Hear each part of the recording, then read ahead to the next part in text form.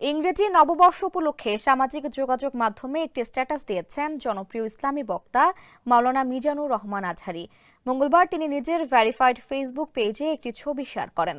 সেখানে লেখা, রাসূল সাল্লাল্লাহু আলাইহি ওয়াসাল্লাম বলেছেন, যে ব্যক্তি বিজাতির সাদৃশ্য অবলম্বন করে সে তাদের দলভুক্ত বলে গণ্য হবে। ছবির ক্যাপশনে আজহারী লিখেছেন, যে বিকট শব্দ আর আগুনের ঝলকানি তোমাকে আজ উল্লাসে মাতাচ্ছে, এর চেয়েও বিকট আওয়াজ আর ভয়ঙ্কর তীব্র আগুন তোমাকে দিশেহারা করার অপেক্ষায়, তবুও তুমি বুঝবে না। এরপর কমেন্টে তিনি লিখেছেন, এই তো গতবারও ফুটফুটে শিশু উমায়ের তোমাদের উন্মাদনার বলি হলো। মাঝরাতে আতশবাজির কারণে লাখো লাখো শিশু ভয়ে আঁতকে ওঠে, পাখিগুলো মরে রাস্তায় পড়ে থাকে। এসব পটকা ফোটানো আর ফানুস ওড়ানোর কারণে পরিবেশেরও অকল্পনীয় ক্ষতি হয়, তবুও তুমি থামবে না। এদিকে ইংরেজি নববর্ষ উদযাপনে আতশবাজি ও পটকা ফোটানো এবং ফানুস ওড়ানো বন্ধে মোবাইল কোর্ট পরিচালনার সিদ্ধান্ত নিয়েছে পরিবেশ মন্ত্রণালয়।